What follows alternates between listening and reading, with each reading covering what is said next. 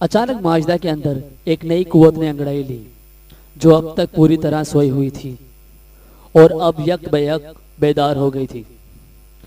साईं कहाँ हैं? उसने शाह बीबी की आंखों में आंखें डालकर कहा। मैं उनसे कुछ बात करना चाहती हूँ। साईं शहर से बाहर गए हुए हैं। शाह बीबी ने माथे पर बाल डालकर कहा। तो उनसे क्या बात करना चाहती है? मुझसे बात कर। मैं साईं की बीवी हूँ और ये साईं की बेटी है। माजदा ने समीना की तरफ इशारा करते हुए कहा। मैं साईं से अपना और अपनी बेटी का हक मांगती हूँ। क्या? शाह बीबी ने दहाड़ कर कहा। तुझे अपना और अपनी बेटी का हक चाहिए? अरे दो कोड़ी की औरत, निकल यहां से। अरे ऐसी औलादों का कोई हक नहीं होता। बांधियों और नौकरों की औलादें तो नाली का कीड़ा होती हैं। संभाल अपने इस नाली के कीड़े को और चलती फिरती नजर आ। अभी जरा देर में अल्लाह बख्श आकर तुझे ले जाएगा। साईं ने तुझे अल्लाह बख्श के हवाले कर दिया है। उसके साथ ही शाह बीबी गुस्से में धम धम करती हुई वहां से चली गई। उसने खुद ही माजदा को बता दिया था कि उसे अल्लाह बख्श के हवाले किया जा रहा है। शाह बीबी के जाने के कुछ देर बाद तस्लीम माजदा के कमरे में आ गई और उसका सामान समेटने में उसकी मदद करने लगी। वो दोनों रो रही थी। ये सारे साईं लोग एक जैसे होते हैं माजदा, तस्लीम ने रोते हुए कहा। ये चाहे शरीफुद्दीन हो या अल्लाह बख्श हो, बांधियों और गरीब औरतों के लिए इससे कोई फर्क नहीं पड़ता। तुम अपने दिल पर बोझ ना लेना, तुम्हारे लिए कोई फर्क नहीं पड़ेगा। मैं जानती हूँ, माजदा ने एक ठंडी सांस भरते हुए कहा। मेरे लिए कोई फर्क नहीं पड़ेगा। हाँ, वो अल्लाह बख्श हो या शरीफुद्दीन। थोड़ी देर में अल्लाह बख्श की गाड़ी आ गई।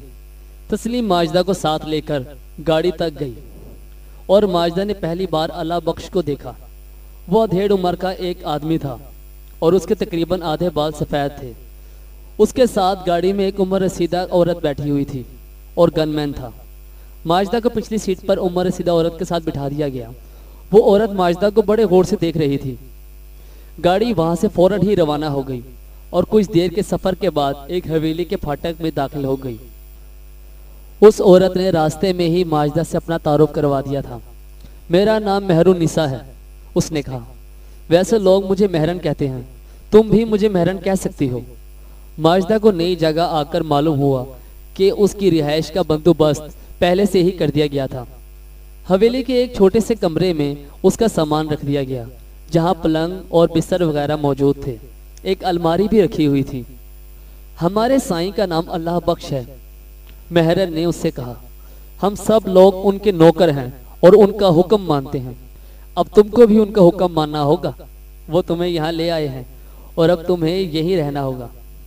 इस घर की मालकिन कौन है? माजदा ने मेहरन से सवाल किया। उसने इस पर जरा जाहिर नहीं किया कि वो इस बारे में कुछ जानती है। मालकिन इन दिनों अपने मैके में हैं, मेहरन ने मोहतात अंदाज में जवाब दिया। आ जाएंगी जब उनकी मर्जी होगी, कुछ रोज बाद। माजदा ने उससे और कोई सवाल नहीं किया। खासी बातें तस्लीम उसे पहले ही बता चुकी थी। यहाँ मेहरन के अलावा 2-3 मुलाजमें और भी थीं और उन्हीं में तस्लीम की खालाजाद बहन तहरा भी शामिल थी। मैं तुमको पहले भी देख चुकी हूँ, तहरा ने माजदा को बताया। मैं एक बार तस्लीम से मिलने साईं शरीफुद्दीन की हवेली में आई थी। मैंने तुमको वहां देखा था। तुम बंगालन हो ना? हाँ, मैं बंगालन हूँ, माजदा ने कहा। मगर तुम तो हमारी जुबान काफी अच्छी तरह बोल लेती हो, तहरा ने कहा, और समझ भी लेती हो।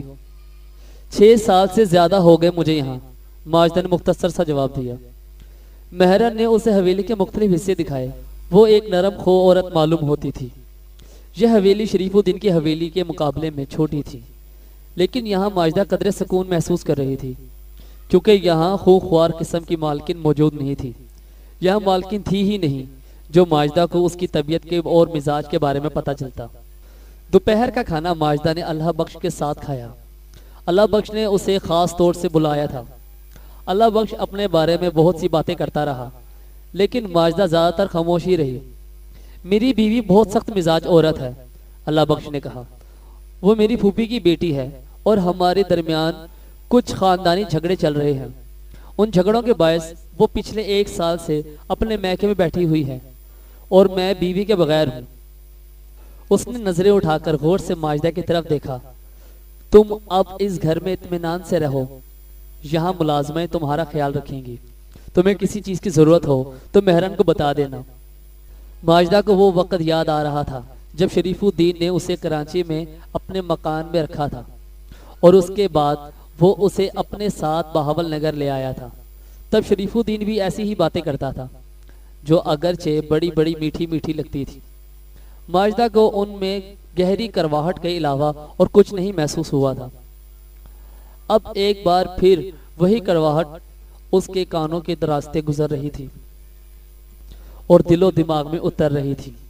रात को मेहरन ने उसे सजा बनाकर अल्लाह बख्श के कमरे में पहुंचा दिया। समीना को मैं संभाल लूंगी, मेहरन ने कहा।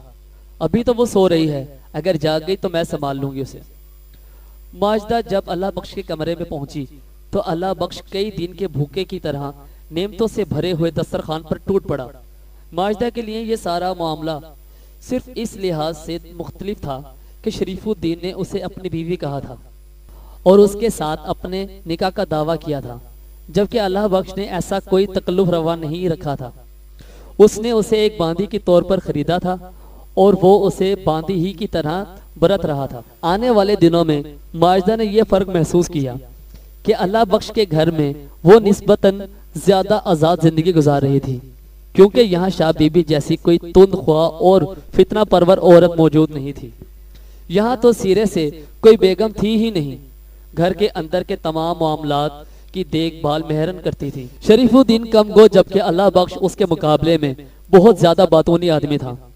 शरीफुद्दीन ने माजिदा से उसकी जाती हालात के बारे में कभी कुछ नहीं पूछा था और ना इस सिलसिले में किसी दिलचस्पी का इजहार किया था।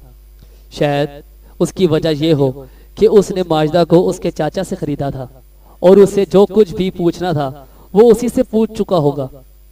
माजिदा खुद तो शरीफुद्दीन से ज्यादा बात करने की जसारत नहीं कर सकती थी, लेकिन अल्लाह बख्श ने माजिदा से उसके बंगाली माजी के बारे में पूछने के अलावा शरीफुद्दीन की हवेली में गुजारे हुए उसके शब और रोज के बारे में भी तफसीलात जाननी चाहिए। और जब माजिदा ने उसको ये बताया कि वो शरीफुद्दीन की बिहाता बीवी है तो अल्लाह बख्श को सख्त ताजुब हुआ। तुम उसकी बीवी हो? उसने हैरत से कहा। क्या तुम्हारा उसके साथ बाकायदा निकाह हुआ था? निकाह इस तरह से हुआ था कि मुझसे निकाह नामे पर धोखे से दस्तखत लिए गए थे। माजिदा ने उस वाक़ये की सारी तफसीलात अल्लाह बख्श को बताई। शायद शौकत और सिकंदर उसके बगैर मुझको शरीफुद्दीन के हवाले करने के लिए तैयार नहीं थे। उन्हें अपनी मजबूती चाहिए थी। बिलफर्ज अगर पुलिस उन्हें तंग करती कि उन्होंने मुझे बेचा है तो वो ये कह सकते थे और साबित भी कर सकते थे कि उन्होंने शरीफुद्दीन के साथ मेरा निकाह किया है और मुझे शरीफुद्दीन की बीवी की हैसियत से अपने घर से रुखसत किया है। हाँ, उन लोगों की मजबूरी और खौफ की वजह तो समझ में आती है, अल्लाह बख्श ने कहा। वो निकाह के बगैर तुम्हें शरीफुद्दीन के हवाले नहीं करना चाहते होंगे, लेकिन इस तरह तो तुम वाकई शरीफुद्दीन की बीवी बन चुकी हो और तुम्हारी बच्ची समीना वो शरीफुद्दीन की ही औलाद है। माजिदा ने उसकी बात काटते हुए तेजी से कहा। मगर जब मैंने अपनी और अपनी बेटी का हक शाह बीबी से मांगा तो उसने मुझे गालियां देकर और बुला भला कहकर वहां से निकाल दिया। शरीफुद्दीन ने मेरे साथ तुम्हारा सौदा करते हुए मुझे ये बात नहीं बताई थी कि वो तुमसे निकाह कर चुका है, अल्लाह बख्श ने गहरे ख्याल में डूबकर कहा। उसने सिर्फ ये बताया था कि तुम एक बंगाली बांदी हो और अब उसे तुम्हारी जरूरत नहीं है, क्योंकि वो पेशावर के किसी कैंप से एक और बांदी खरीद कर लाया है और अब तुमको नहीं रखना चाहता। वो मुझे इस वजह से नहीं रखना चाहता था क्योंकि उसके साले की नीयत मुझ पर खराब हो गई थी, माजिदा ने कहा और अल्लाह बख्श को इस वाक़ये की सारी तफसीलात बताई। उन लोगों की इस गुफ्तगू के कुछ दिनों के बाद एक रात को अल्लाह बख्श ने माजिदा से फिर उस जिक्र को छेड़ा। शरीफुद्दीन की दौलत और जायदाद बहुत है, उसने माजिदा से कहा। समीना उस दौलत और जायदाद में हकदार है क्योंकि वो उसकी बेटी है और तुम भी हकदार हो क्योंकि उसकी बीवी हो। लेकिन शरीफुद्दीन तो मुझे कोई हक देने के लिए तैयार ही नहीं है, माजिदा ने आहिस्ता से कहा। उसने तो मुझे फरोख्त कर दिया है, इससे तुम्हारा हक खत्म नहीं हो जाता, अल्लाह बख्श ने संजीदगी से कहा।